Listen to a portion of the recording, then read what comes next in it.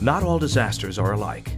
They can be viewed on a spectrum, from the simplest accident to a major disaster. Most of these emergencies don't need to be managed. They're handled by police officers, firefighters, EMTs, and other responders as routine matters. So what happens when really bad emergencies need more capability than the individual agencies can provide? That's where emergency managers come in, to coordinate all the agencies. And the bigger the scope of the incident, the more an emergency manager's value increases. Let's show this with a worst-case example. The largest of all disasters in terms of scale, complexity, and consequences is a nuclear strike. This is the mother of all disasters.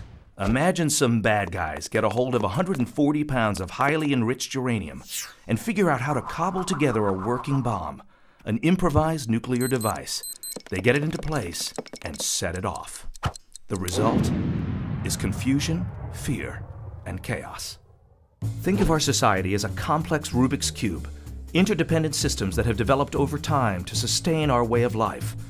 A nuclear attack severs our connections to the rest of society.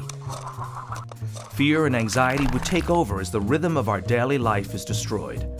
So if that's the emergency, when does the management come in? Management is what emergency managers do, to create order from that chaos.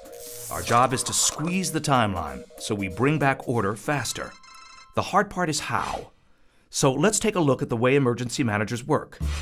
First, we get a few emergency managers together, in the field or in a room, and start working. We find the facts and tell the story. We tell who's in charge, what's happening, is it getting worse or getting better, and what are we doing and what needs to be done. We start to re-establish the connections severed by the blast. In the Emergency Operations Center, we begin to connect people and organizations to the city and to each other. We tell them to connect inside and outside their own organizations with the same message. This is what is happening, and what do you see to inform this picture? By doing this, we're creating a new organization, one that didn't exist before and will never exist again. Imagine this incident organization as a pyramid with 3 distinct levels. At the top is the strategic level, with agency executives, local, state, federal, and elected officials, where political objectives are translated into strategy.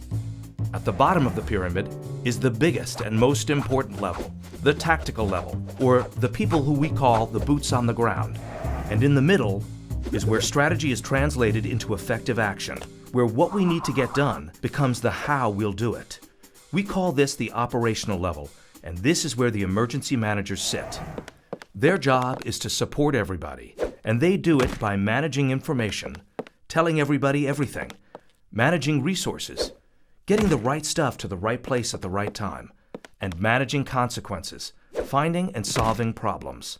But even if you were doing all that, you're still not done. You must tell everyone everything that you're doing all the time. It's critical for the leadership to know the facts so they can convey it to the public. This connection creates trust with the impacted population, and without it, credibility is lost, and our work won't matter. Some experts in government and academia believe that disaster response consists of leadership and the field, and that there's no need for the emergency managers. But the fact is, emergency managers create the incident organization that can manage the catastrophe. Only then can we turn our corner fast enough, where order is not yet restored, but the sense of order is palpable. The problem is that during a catastrophe, the only thing that doesn't grow quickly enough is the number of emergency managers at the operations level. We simply can't get big enough, fast enough. Keep in your mind this image of a catastrophic incident versus a tiny brake pad. Is this going to be able to manage this job? We have to be able to build this brake pad really big enough, fast enough, so we can create this incident organization and use it as the initiating mechanism for order, the starting point, back to that Rubik's Cube of complexity.